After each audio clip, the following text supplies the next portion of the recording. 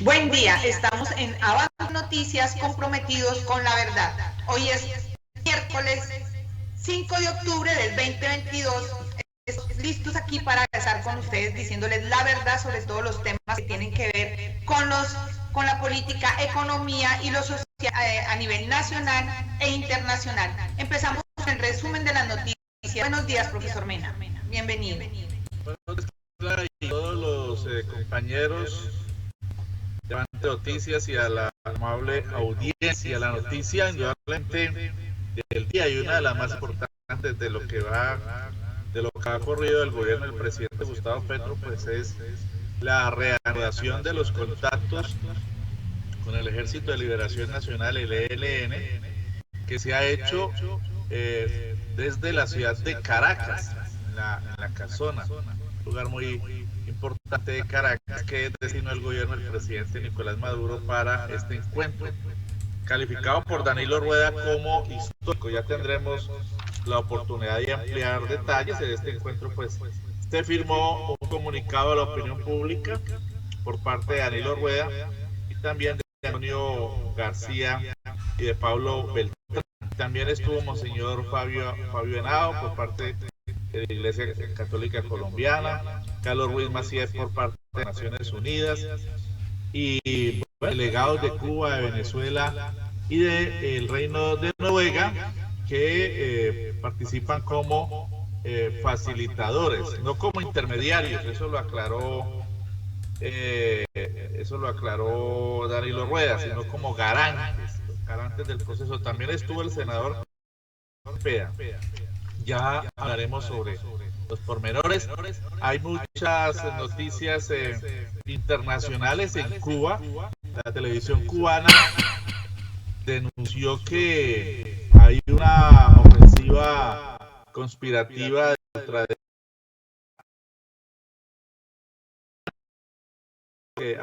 lo que denominan que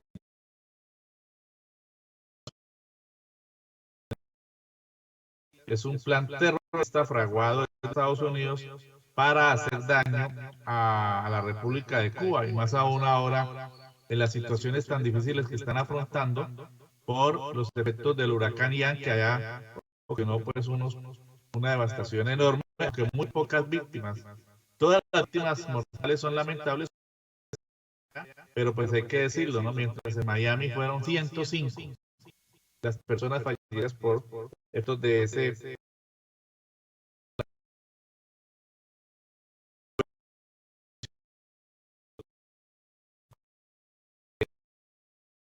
apoltronados en Miami, un pueblo que está cercado y están conspirando, manejando plata para comprar gente con el fin de que se levanten pues allá contra su gobierno que hace todos los esfuerzos, que lucha para sacar adelante su país a pesar del cerco de los Estados Unidos. Y Cuba, pues todos sabemos los logros sociales tan importantes en salud, en educación que tiene, pero pues con esto de la pandemia, con esto del embate de la naturaleza, además del cerco inhumano, miserable de Estados Unidos, pues atraviesa dificultades que debemos entender. También se habla de que Alex Saab, el emisario de Venezuela ante diferentes países como Irán, como Rusia y otros, que está detenido por Estados Unidos, Venezuela dice que es secuestrado por Estados Unidos, pues haría parte también de un intercambio humanitario a partir de estos datos que se han venido sosteniendo entre Estados Unidos y Venezuela. Ya fueron liberadas dos personas, dos jóvenes que estaban detenidos, dice el gobierno venezolano, de manera injusta en Estados Unidos, y Venezuela, como contraprestación, dejó en libertad 7 personas vinculadas a corrupción en la Cisgo. Recuerden que Cisgo es una empresa venezolana de estaciones de gasolina con sede en Estados Unidos, que se la entregaron a Guaidó y Guaidó se la entregó a Estados Unidos. Entonces sigue esa expectativa sobre la posible el intercambio y la liberación de Alex Saab. También en materia internacional, pues sin duda lo ocurrido en la cárcel de Cotopaxi, Seguramente Abraham nos hablará más de esto desde Quito. Es la octava matanza, masacre que ha ocurrido en cárceles ecuatorianas durante los últimos tiempos. Aquí en esta oportunidad fallecieron en enfrentamientos, al parecer, entre los mismos reos encarcelados, 16 personas. 16 personas. Ayer escuchábamos por Telesur a una ex viceministra Carla Benítez que hablaba pues de que durante el gobierno o el desgobierno de Lenín Moreno eliminaban el Ministerio de Justicia. ¿Qué tal eso? Eliminaban el Ministerio de Justicia, entonces se quedó sin gobierno pues todo este ámbito de la administración de las cárceles, que se denunció allí también, está en manos de las mafias. También en materia internacional, Brasil sigue siendo noticia. Luis Ignacio Lula da Silva recibió la adhesión del Partido Comunista Brasileño. Allá hay dos partidos comunistas, el Partido Comunista de Brasil, que está con Lula siempre, el Partido Comunista Brasileño, que fue por aparte, ahora se adhieren, y otra serie de partidos. También el Partido Socialdemócrata de la señora que quedó de tercera, Claudia la segunda que quedó en la votación, perdón, la tercera, y también Ciro Gómez, que quedó de parece que sus partidos, el Partido Laborista del Brasil, el Partido Democrático del Brasil, también van a sumarse a la campaña de Luis Ignacio Lula da Silva. Y en materia internacional, de igual manera, pues lo que viene ocurriendo con la escalada del conflicto Rusia-Ucrania, los misiles disparados por Corea para responder a misiones del gobierno de Estados Unidos en el Asia, y toda la ofensiva que está lanzando Estados Unidos para tratar de aislar a Rusia. Ya están pidiendo pues que los países latinoamericanos se sumen a eso. Por ahí oigo una declaración en la que justamente el gobierno colombiano condenó a Rusia por lo que está ocurriendo en Ucrania. Bueno, también es noticia un plantón por la aprobación de la ley que prohíbe las corridas de toros, esto en el plano nacional, y las peleas de gallos. Muy importante, este plantón se va a llevar a las 11 de la mañana y lo lidera la senadora Andrea Padilla, que es una defensora de los derechos de los animales, a las 11 de la mañana en la Plaza de Bolívar de Bogotá. Plantón por para la aprobación de la ley que prohíbe las corridas de toros y las peleas de gallos. La defensa de los animales en primer orden. Otro plantón que se anuncia, pero esta vez para el 12 de octubre a las 3 de la tarde en Cali, pero para que lo agendemos. Va a ser un plantón que denomina Plantón de Botas por los 6.402 crímenes de Estado, que eufemísticamente falsos positivos. ¿Quién dio la orden? Eso va a ser en la calle Quinta 2719, Centro de Paz de Cali. Memoria viva. Otra noticia, el senador Alexander López dice que el alcalde de Buenaventura no le ha respondido un derecho de petición que le impetró para conocer sobre todo lo que está ocurriendo allá en materia de irregularidades, y lo combina a que dé a conocer que está ocurriendo en las horas. Ha habido varias medidas de la Fiscalía con funcionarios de esta alcaldía, en relación con la cual se tenía mucha expectativa.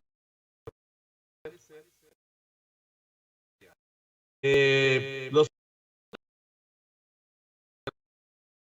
radicales del uribismo ya dieron la reforma del Constitución, a pesar de los acuerdos que hay con el pacto histórico.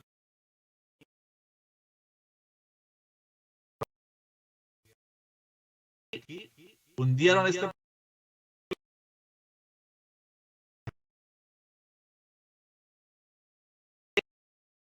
que es electoral en nuestro país.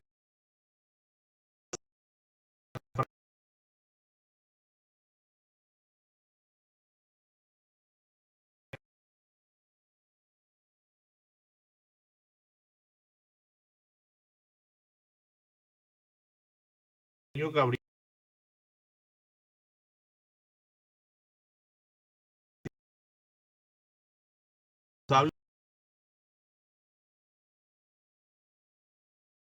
se dice venía para acá.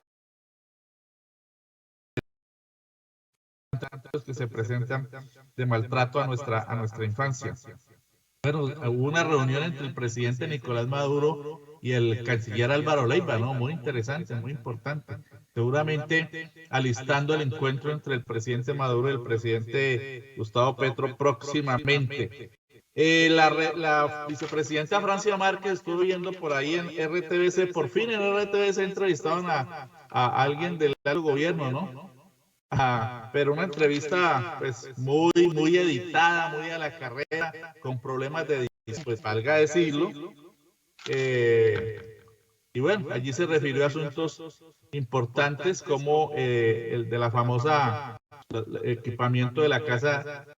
Y otras cosas, la vicepresidenta dijo, miren, aquí lo que se hizo es comprar una serie de elementos, señoras que prestan, que trabajan aquí, yo les llamo empleadas del servicio, no les llamo así, yo les llamo empleadas, trabajadoras del cuidado, trabajadoras del hogar o trabajadoras de la Casa de Nariño, pues dice ella, para que vivieran.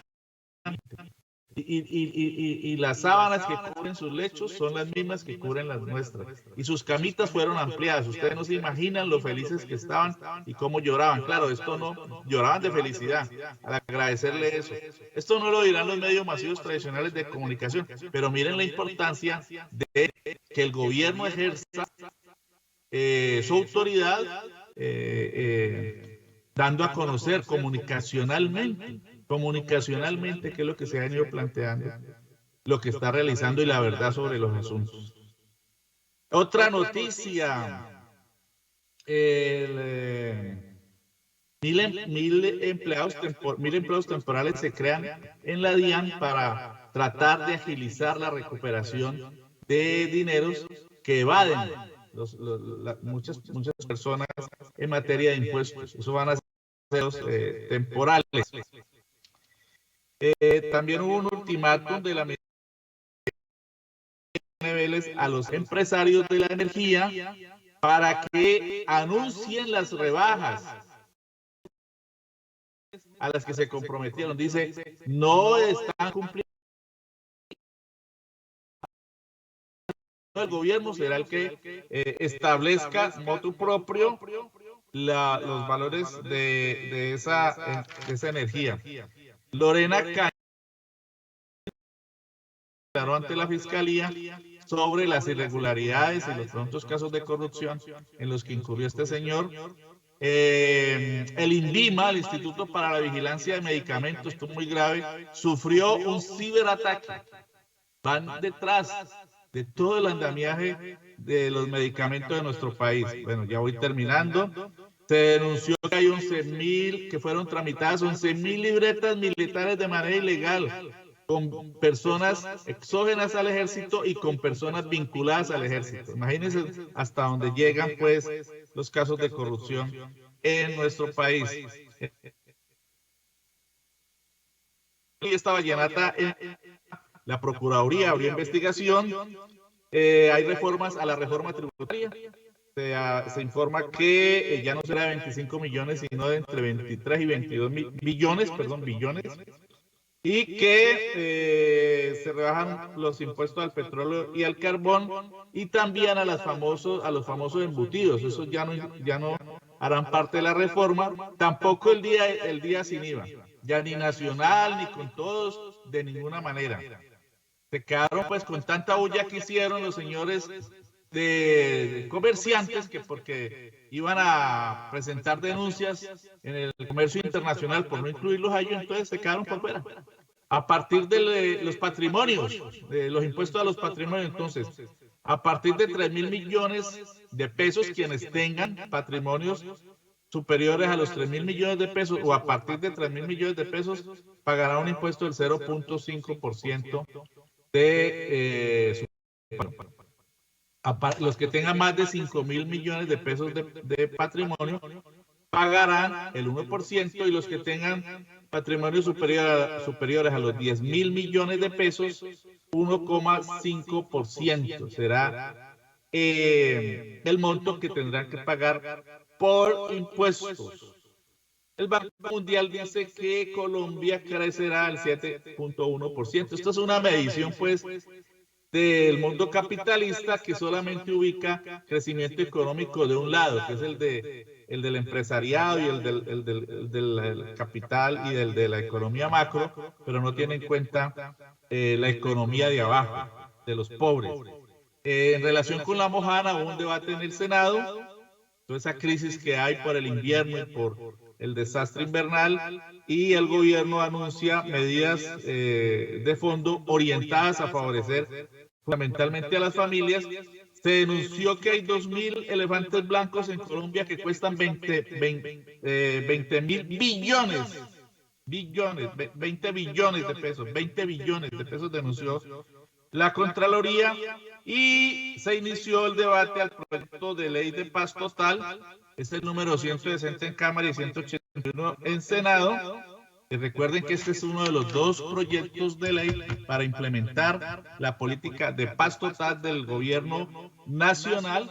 Este es el que contiene toda la filosofía y toda la propuesta de sometimiento de las bandas criminales y narcotraficantes y de acuerdo de paz con la insurgencia, especialmente con el ELN, porque tiene esas dos variantes. El otro proyecto es la reforma de la ley 148, que es la famosa ley de paz, que eso viene pues desde Uribe y que cada 4 años se tiene que reformular, y en esta oportunidad se hace también para que esté en concordancia con todo este sistema de reformas que está planteando en materia de paz el gobierno del presidente Gustavo Petro. Estas son las noticias más importantes ocurridas en las últimas horas en nuestro país. Bien, muchas gracias, profe Mena, por ese excelente resumen de noticias a nivel nacional e internacional. Pues yo quisiera comentar solo algunas cosas frente a las noticias que tú acabaste de mencionar, y tiene que ver con que básicamente es un gobierno que ya en 2 meses ha elaborado y ha aplicado muchas normativas. La Cámara y el Senado está trabajando en forma. Entonces, mis felicitaciones para este nuevo gobierno, para este nuevo gabinete, para este nuevo Senado, para esta nueva Cámara. Y bueno, entonces, no sé si Omar quiera hacer un comentario al resumen de las noticias que hizo el profesor Mena, para que comencemos con nuestro tema, que tiene que ver con el proceso de paz que se va a iniciar, las conversaciones con el ELN. Te escuchamos, Omar. Bueno, no, sí, saludando pues a los oyentes y a los conectantes que hasta ahora nos siguen en este informativo Avante Noticias. No, respecto al proyecto de ley de la reforma tributaria que por fin quedó listo por parte del Gobierno Nacional en cabeza del ministro Campo, hay que llamar la atención que la mayoría de los medios tradicionales empezaron a hacer eco de las quejas de los industriales del sector petróleo. Acuérdense que hay un vallecaucano a la cabeza de los petroleros aquí en Colombia. Se quejan los petroleros porque una vez publicado el proyecto de ley, dicen ellos que casi la mitad de los recursos de esta reforma tributaria serían aportados por la industria petrolera, la industria de los hidrocarburos. A lo que entrevistado el senador Bolívar contestó de que efectivamente de eso se trataba, esa es la intencionalidad de esta reforma tributaria, no hay nada nuevo, no es un truco, no es una persecución, eso ya se había hecho público inclusive desde campaña, pero también llamó la atención y dio a conocer públicamente un hecho que muy pocos colombianos sabíamos, y es el de las esquinces, las ilusiones que le ha hecho el sector de los hidrocarburos al pago de las rentas que le deben al fisco nacional, en el sentido de que ellos pagan las regalías, pero después las deducen del impuesto de renta que tienen que pagar, es decir, que la suma termina siendo suma cero.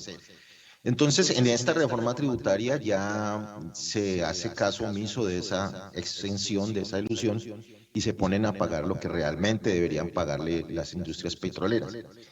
Obviamente no faltó la réplica de la oposición, cabeza del senador Turbay, quien se queja, y parece extraño, parece que viviera en otro país, de la falta de socialización, publicidad, debate del proyecto de reforma tributaria.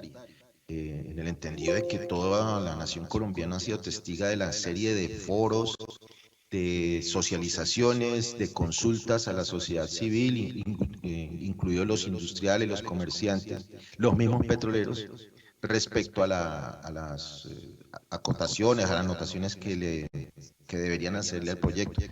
De forma tal que esos cambios que muy bien comentaba Luis Alfonso son el producto de esas socializaciones, de esas discusiones, de esas negociaciones con todos los sectores de la sociedad civil colombiana. Entonces vemos nosotros ahí cómo esta oposición autodenominada como inteligente no lo es tal, sino que muestran una vez más su talante retrechero, como diría por allá un expresidente, y de desinformación.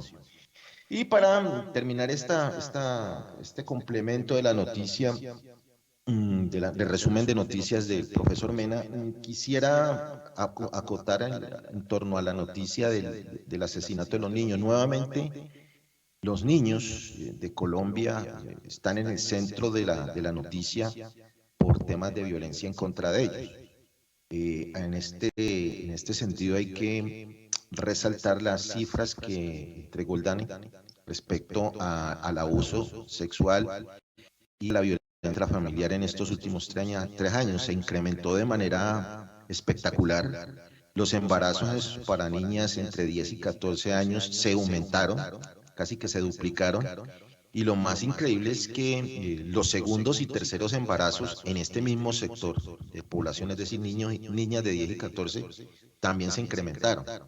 Lo que revela, en resumidas cuentas, que la sociedad colombiana es una sociedad que no cuida de sus niños, sus niñas y adolescentes, que no está cuidando su más preciado patrimonio y que esta situación anómala de una sociedad enferma pues ha dado con los resultados con los que nos hemos tenido que enfrentar durante todos estos días de violencia, de intolerancia, etcétera, etcétera. Entonces, un llamado de atención al nuevo gobierno, sobre todo a la directora del Instituto Colombiano de Bienestar Familiar, para que en este gobierno de cambio empecemos a cambiar la manera en que tratamos a nuestros niños, niñas y adolescentes.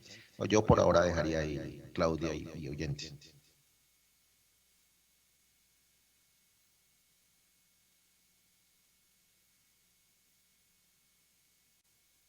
No se oye, Claudia. Sí, qué pena, tenía el micrófono acá apagado, que ahora nos va a hacer unos aportes, pero también quisiera que después de que avancemos un poco en el tema de las negociaciones con el ELN, Abraham nos amplíe desde su conocimiento, que está más cerca de lo que ha ocurrido en la cárcel de Ecuador, pero más que esa cárcel es un proceso que viene desde hace años, de una serie de muertes en este tipo de instituciones. Abraham, te escuchamos. Gracias, un saludo muy especial desde la mitad del mundo, un abrazo para todos los oyentes y a nuestros compañeros también en la mesa. Nosotros recordamos muy bien de que la paz es una configuración que todos deseamos, no desde ahora, desde hace mucho tiempo. Recuerdo yo en la Embajada de Colombia me tocó darle el discurso de bienvenida al presidente Belisario Betancur, y siendo muy joven le dije, ojalá usted trate de tratar de llevar la paz a Colombia, algo que ha sido imposible en todos los gobiernos y en todos los presidentes que se han manifestado, a excepción de Belisario, han manifestado algo contrario a llegar a tener unos pactos de paz con las guerrillas. Lo hizo el expresidente Santos, y ahora lo está haciendo Gustavo Petro, que es un ejemplo para el mundo en el sentido de llegar a tener la paz. Y recordemos que la paz es algo que se hace con el enemigo, no se hace con los amigos. Y esto es contra una organización que desde 1964 ha tratado de llegar a negociar con los gobiernos colombianos y ha sido un fracaso total. Recuerdo en el 2019 también que aquí en el Ecuador Lenín Moreno se sumó a lo que el expresidente Duque comentó y suspendió totalmente las negociaciones. Todo el mundo sabemos por qué fue, por el atentado que hubo criminal en uno de los establecimientos del ejército en Bogotá. Pero eso era algo en donde tenían que llegar a manifestarse y llegar a continuar la paz en un tiempo prudencial. Pero no se hizo. Ahora Gustavo Petro lo está haciendo y esperemos que esta paz sea llevadera y que realmente se complemente en algo que esperamos todos desde cualquier parte del mundo. Desde cualquier parte del mundo estamos buscando que se lleguen a los diálogos ahora con la organización más grande que tiene Colombia, guerrillera. Y al hacerlo con el ELN, indudablemente que los grupos pocos, pequeños que hay de las disidencias de la FARC se van a tener que sumar. ¿Y quién más que lo puede hacer? Lo puede hacer un presidente que conoce la guerra, conoce el estado de beligerancia que ha habido entre los ciudadanos en todo el país, en todo Colombia. Bien, en cuanto a referente a lo que el profesor Mena nos comentaba sobre las cárceles del Ecuador, es algo muy algo lastimoso porque encontramos que van más de 480 muertos durante este periodo y el final de Moreno.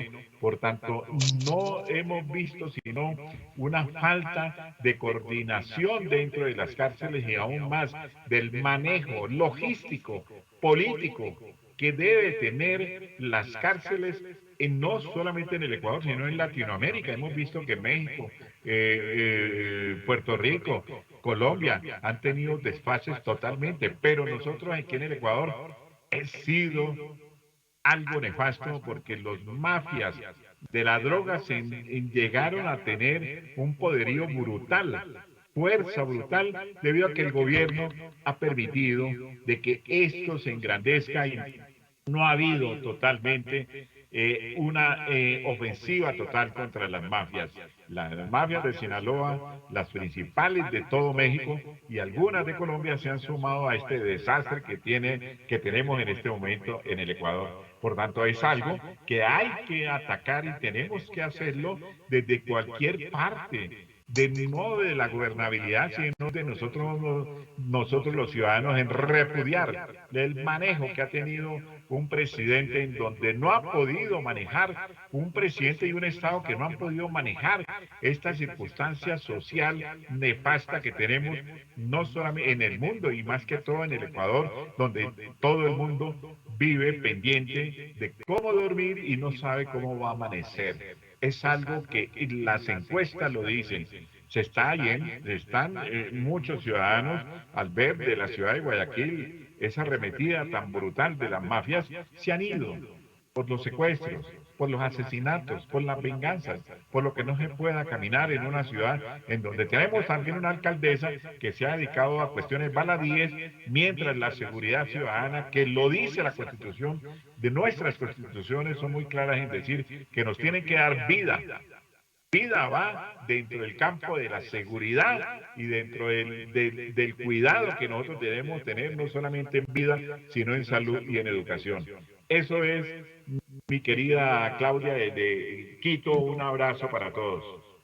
Excelente, Abraham, por esa introducción al tema, porque efectivamente el tema de las cárceles no es que sean un universo ellos allá encerrados, sino que efectivamente es un tema del sistema social y que efectivamente tú lo dices, es a nivel de América Latina en donde tenemos que hacer una mirada de qué está pasando con el tema de las cárceles.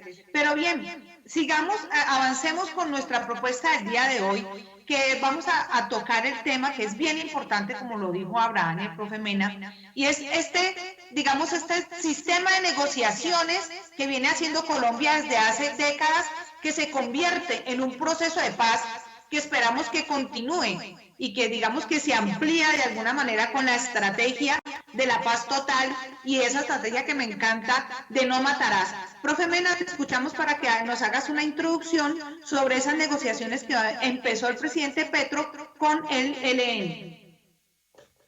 Bueno, como decíamos en el resumen de noticias que presentamos al inicio de la emisión, se cumplió en Caracas, Venezuela. Ya empieza Venezuela a jugar un rol fundamental. la reunión entre los delegados del ELN, el delegado de Colombia, con la presencia de un representante de la Iglesia Católica, del senador Iván Cepeda también, de Carlos Ruiz Massieu de las Naciones Unidas, y delegados del Reino de Noruega, de Cuba, de la República de Cuba, de la República Bolivariana de Venezuela. Por el Ejército de Liberación Nacional estuvieron Pablo Beltrán y Danilo Rueda. ¿Y qué fue lo que ocurrió allí? Pues el reinicio oficial de los contactos después de 4 años de haber sido suspendidos por el gobierno de Iván Duque. Yo creo que es muy importante mencionar textualmente cuáles fueron los 3 puntos que acordaron. En primer lugar, reiniciar la mesa de conversaciones con sus respectivas delegaciones. Ese es el primer punto. Reiniciar la mesa de conversaciones. Esas conversaciones se van a producir a partir de la primera semana de noviembre, ojo. O sea que hay un interregno aquí de un mes para seguramente contactos pues del ELN con sus diferentes frentes.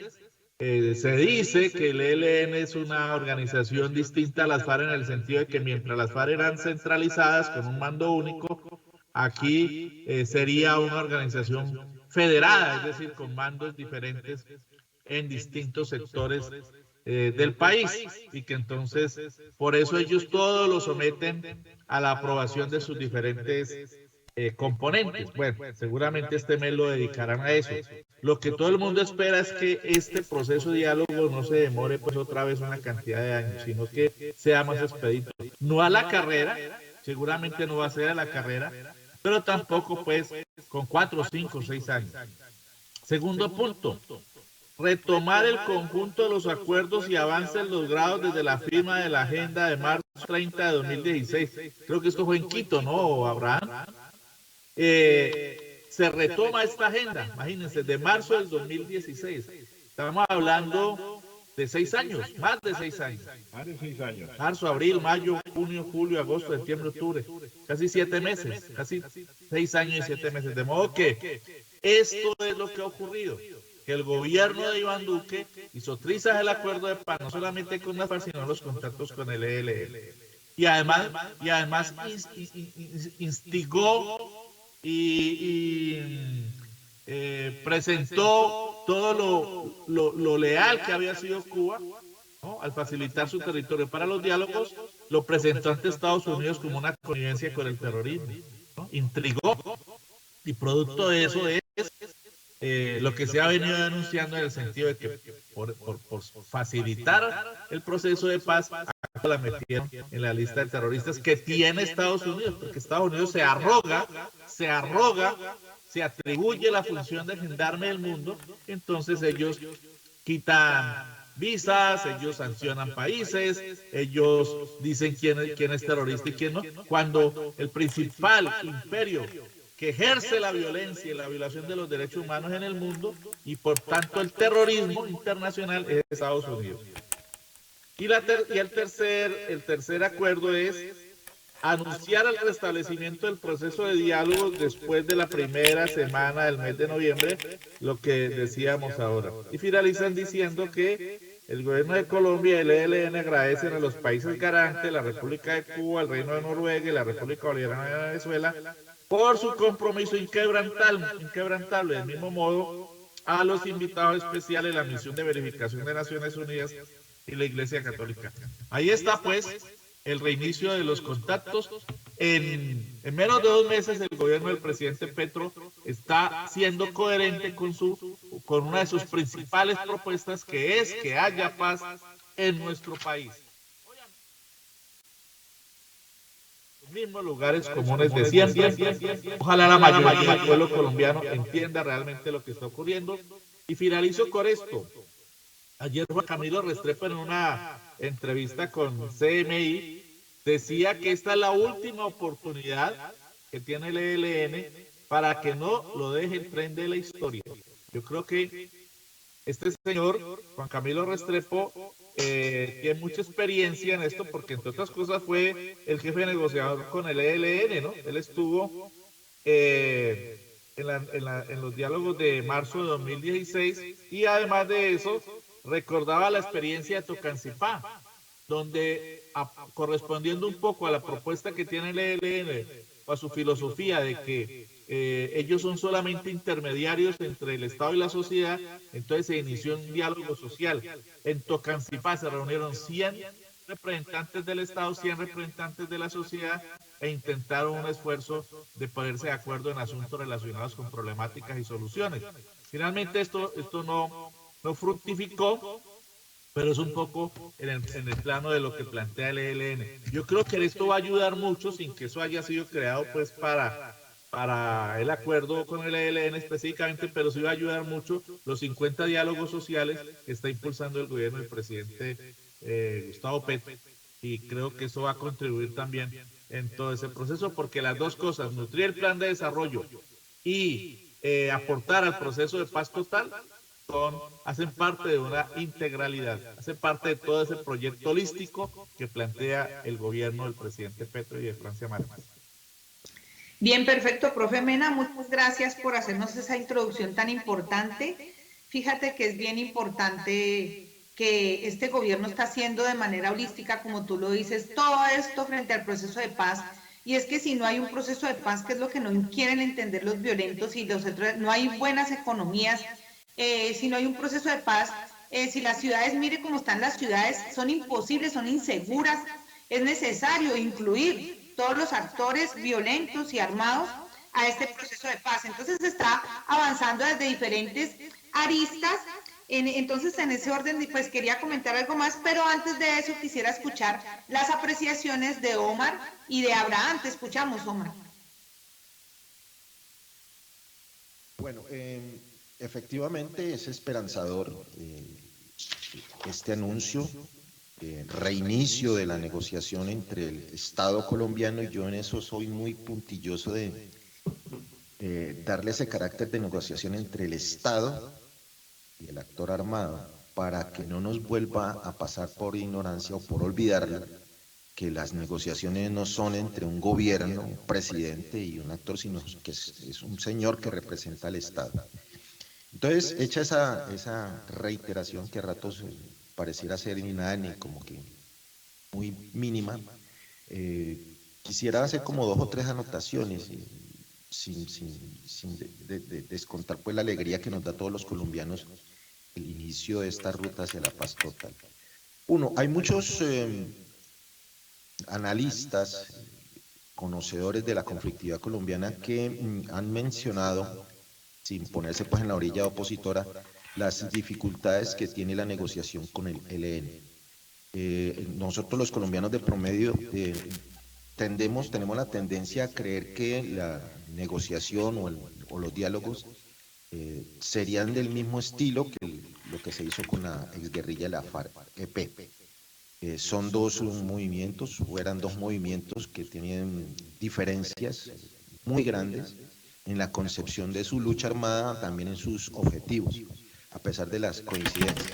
Entonces allí habría que tener ese cuidado de no tratar de igualar las negociaciones pasadas que terminaron con el pacto firmado con la FARC-EP y este nuevo intento con la guerrilla del ELN.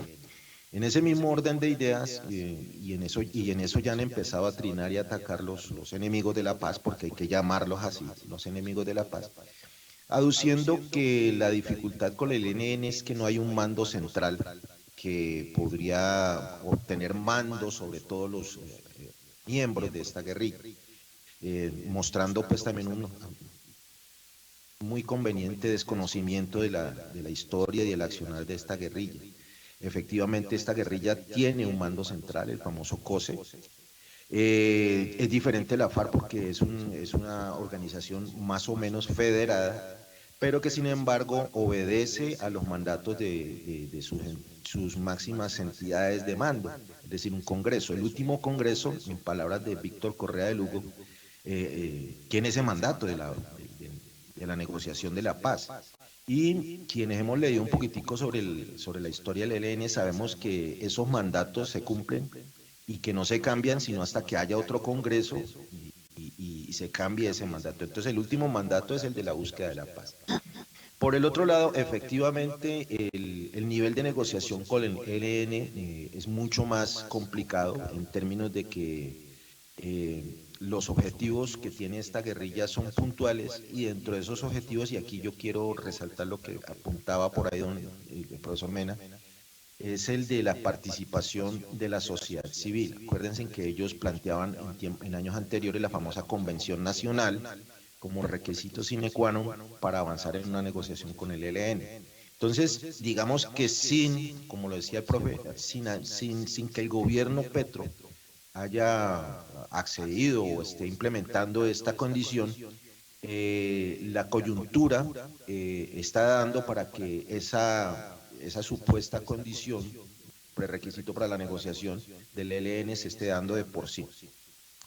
Igualmente, en los términos del ex asesor de paz, de que esta es la última oportunidad que tendría el ELN para la negociación, es claro en negociaciones en las alocuciones, en las declaraciones que han hecho los representantes de esta guerrilla, en el sentido de que efectivamente ellos creen y entienden que esta coyuntura es propicia para avanzar en esta negociación, toda vez que ellos también ven con cierta preocupación la polarización, la derechización de la sociedad colombiana y que en un momento dado podría dar como resultado un movimiento pendular a un gobierno de derecha. Entonces, quisieran ellos aprovechar esta coyuntura de un gobierno progresista que ha dado muestras de querer dialogar, de una sociedad, de una comunidad internacional que ha manifestado su deseo de seguir apoyando estos intentos y de unas condiciones coyunturales que podrían permitir que estos diálogos avanzaran. El que se haya decidido retomar la negociación, es decir, no arrancar de cero, ya es una muestra de cambio, de diferencia con las otras negociaciones, por ejemplo, como la paz. Y para ir finalizando, el llamado, y este es un llamado que hago a título personal, es hacia ya lo he hecho en otros escenarios, es reclamar de la guerrilla del ELN también gestos de paz, es decir, este gobierno ya se movió en el sentido de propiciar la retoma de las negociaciones, en respetar lo ya pactado, y en ese mismo orden de ideas nosotros como sociedad civil o este servidor reclamaría de la guerrilla del ELN algún gesto de paz, como por ejemplo la liberación de alguno o algunos de los retenidos, toda vez que si a nivel internacional Estados Unidos y Venezuela están haciendo intercambio de detenidos, retenidos, sería justo y una gran muestra de voluntad de paz que la guerrilla del ELN avanzara en este sentido y por lo menos para el caso particular de este servidor que vive acá en el Cauca, en el norte del Cauca, que empiecen a cesar las hostilidades contra la población indígena. Esos serían unos mínimos señales para que los colombianos siguiéramos apoyando de forma más decidida estos reinicios de los diálogos con el ELN. Yo por ahí dejo en este momentico. Perfecto, muy importante tus aportes, sobre todo el Cauca, que es uno de los departamentos con un enfoque bien fuerte frente a la violencia política en Colombia. Fonse, tenemos allí a nuestro invitado Jorge Reina, que quiere hacer parte de este panel y el análisis que estamos haciendo hoy. Bien, entonces mientras nos comunicamos con Jorge Reina de nuevo, yo quiero, antes de escuchar las apreciaciones de nuevo de Abraham y el profe Mena, quisiera mencionar que lo bien importante que plantean en estos diálogos con el ELN y Petro es que es fundamental. Bueno, ya hemos aprendido de tantos diálogos que hemos tenido, por fin estamos aprendiendo que esto no es diálogo, sino se incluyen a los jóvenes, a las mujeres y a los campesinos en general. Los jóvenes porque les estamos entregando un país de guerra y porque son los que están siendo reclutados desde niños para los grupos armados en armas. y son las víctimas también de las drogas. Las mujeres, porque hemos sido, los cuerpos de las mujeres, sobre esos cuerpos y sus almas han reposado el dolor de la violencia política en Colombia en diferentes estrategias de barbaridad sobre sus cuerpos. Y por supuesto los campesinos, desde diferentes etnias y comunidades que han sido desplazados de sus territorios y que hoy por hoy se les tacha de criminales por querer recuperar lo que es de ellos. Entonces digamos que ese es uno de los aprendizajes de tantos diálogos, y es que la comunidad debe hacer parte, debe ser el actor principal de estos diálogos. Bien, Fonse, te escuchamos, nuestro invitado está allí. Bien, entonces, Abraham, brevemente escuchamos tus aportes a este análisis. Sí, mira, la apología que le hizo el doctor Mena al recuento de lo que se va a hacer en La Habana, y las apreciaciones tuyas y de Omar son muy interesantes. Yo añadiría solamente algo, que es que me quedé aterrado de cómo un presidente que tuvo el Ecuador, que era Lenín Moreno, acabó y nunca le gustó llegar a que se llegara a tener una paz entre el ELN y el gobierno colombiano.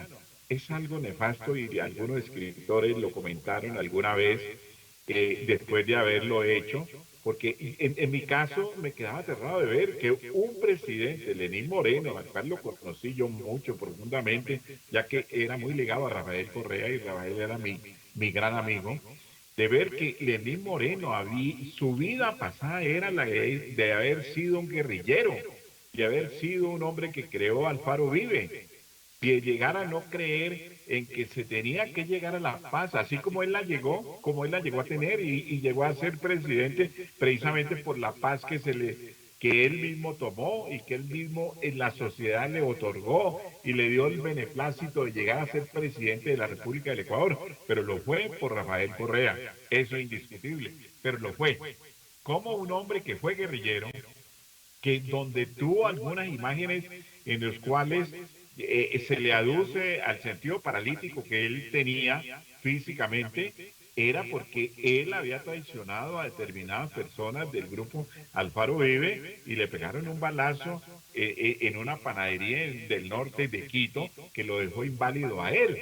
Entonces yo digo, este hombre es guerrillero, llega a ser perdonado por la sociedad y por el inicio y el beneplácito que le da el presidente Correa para ser candidato a la vicepresidencia. Luego llega a ser presidente de la República, y luego viene el ELN a negociar aquí los acuerdos de paz en la mitad del mundo, luego en la ciudad de Cayambe y cerca también al Valle de los Chillos, y luego llega a terminar, en vez de llegar y ser una persona neutral a las decisiones nefastas que tuvo el señor Duque, de acabar los diálogos de paz en el 2019. Entonces, son cosas encontradas de una persona que alguna vez Rafael Correa le dijo, es un contumaz mentiroso, patológico, que engaña, él mismo se engaña y engaña a la población. Simplemente era algo que quería yo agregar en parte de la historia de lo que pasó en la pasada fracasada acuerdo de paz que se suspendieron en el 2016. Excelente, Abraham. Muy buena tu intervención en el sentido que estás planteando el proceso de paz también parte de los intereses y de esos intereses den la posibilidad que se den esos procesos. Pero fíjese que saludemos a uno de nuestros oyentes, a Jorge Reina, que está escuchándonos en este momento, y que le pedimos a todos nuestros oyentes y nuestras oyentes que pueden participar y hacer sus comentarios a través de nuestras redes sociales. Profe Mena, escuchamos su análisis, su último comentario frente al tema, digamos, que nos acoge hoy del proceso de paz que se está iniciando con el ELN. Pero tenías a Jorge Reina, no sé si ya esté, bueno, yo creo que yo soy por naturaleza y por principios optimista.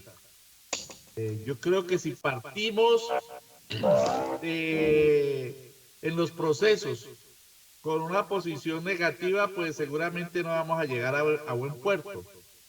Yo entiendo todas las prevenciones y todas las alertas que se han lanzado y que se lanzan en el plano nacional en relación con un nuevo proceso de diálogo, pero confío en que esta vez sea distinto. Si no partimos de ese positivismo, que no es un positivismo idealista, sino anclado en los hechos, pues creo que no vamos a poder avanzar. Yo creo que es posible que haya un acuerdo con este grupo insurgente. Es difícil y ya Omar ha planteado muy bien en su análisis pues todas las circunstancias que rodean este proceso, pero creo que estamos en una nueva etapa y sobre todo un elemento muy importante que no hay que soslayar, y es que si el ELN plantea que su lucha no es problema de lucha armada, sino que es un problema que responde, un asunto que responde a un estado de desigualdad, de injusticia social, pues es el momento en que ellos lleguen a aportar, como lo dijo ayer Danilo Rueda, el alto comisionado de paz del gobierno del presidente Gustavo Petro, lleguen a aportar en un proceso que precisamente, ¿no?, se plantea la solución a los problemas fundamentales del país desde una óptica social. No hay mejor escenario para los señores del ELN que el actual gobierno, porque yo creo que son más las cosas que lo acercan que las que lo alejan. Muy distinto al gobierno de Duque, muy distinto al gobierno de Santos, y ni se diga muy distinto a los gobiernos del señor Álvaro Uribe. Entonces, el entorno político que se ha generado con el triunfo de Gustavo Petro y Francia Márquez, presidente y vicepresidenta, pues genera un espacio absolutamente adecuado para que el ELN se sienta también identificado y representado en las políticas de cambio que se están iniciando. Y nosotros no mencionamos un hecho muy grave que ha ocurrido, Claudia, y que no puede pasar desconocido, y es que en Cali se produjo una masacre terrible en el sector de Brisas de Mayo, cerca de Siloé, suroccidente de la ciudad. Una masacre espantosa a gente joven. Hay numerosas versiones, como siempre, pero creo que eso es parte de una problemática, sobre todo social, que hay en nuestra ciudad. Cali está siendo azotada por una situación muy delicada que tiene que ver también con el famoso microtráfico, que tiene que ver con la guerra de pandillas, con la guerra de bandas criminales, etcétera. Pero que en el fondo de todo eso está toda esta crisis social y económica que afrontamos, que tiene que ver con la presencia de bandas que genera toda esa macrosituación social y económica de nuestra ciudad y de nuestro país. En ese sentido, creo que es fundamental que haya decisiones de fondo y que entendamos que estas situaciones tan lamentables que se presentan, 5 vidas cegadas en medio de una balacera y una situación de criminalidad en la ciudad de Cali, pues deben llamarnos a incrementar los esfuerzos porque haya soluciones estructurales. Ya lo ha dicho el presidente Gustavo Petro, ¿no?, en respuesta a la senadora Valencia. Problema el narcotráfico y la violencia y las guerrillas existen porque existe una desigualdad social y un estado de exclusión, un estado de segregación y un estado que no ha solucionado los problemas fundamentales que dan origen a esos fenómenos, no al revés. De modo que quería pues mencionar ese hecho que es tan lamentable para nuestra ciudad. Muchas gracias, profesor, por no permitir que cerráramos esta emisión del día de hoy sin mencionar efectivamente esta masacre en el oriente de Cali. Es que efectivamente en algún trabajo que yo hice en las zonas rurales para entrar a Hormiguero y Navarro, una de las entradas es por el oriente de Cali, ¿cierto? Y la policía en ese sector no es como la policía que tú ves en los barrios normales, sino que es policía con chalecos antibalas, tienen casco antibalas y tienen metralletas. Entonces, fíjense ustedes que esa es otra ciudad de la que nosotros queremos, que muestra por qué el estallido social y por qué también, digamos, en esta noticia de Brisas, se plantea también la presencia de grupos armados como el ELN, las FARC, pero también de las disidencias, porque nadie se pregunta qué pasó con las armas de los supuestos grupos armados, qué pasó con esas armas, porque también hay mucha arma ilegal, y también qué pasó con todos esos actores armados que lo único que saben hacer, que su empleo es asesinar. Te damos la palabra ahora. Sí, bueno, es que pena, estaba sonando por ahí el teléfono. No, para terminar también y sobre este mismo punto que mencionan ustedes dos, Claudia y el profe Mena, o sea, va a sonar un poquitico fuerte lo que voy a decir a continuación, pero desafortunadamente la gente de los sectores urbanos, Cali, Bogotá, Medellín también registra unos índices de violencia y sobre todo los protagonistas como víctimas y victimarios son los niños, niñas, adolescentes. Esta brutalidad, esta vinculación del niño, y creo que tú lo mencionabas, Claudia, tiene que ver con esa conflictividad que se vive en esa otra Colombia. Cali, Medellín, Bogotá son ciudades fragmentadas. Una cosa es, por ejemplo, en Bogotá, lo que pasa de la 65 hacia el norte, y otra cosa lo que pasa de la Casa de Nariño hacia el sur. Mucho más lo que pasa en Ciudad Bolívar.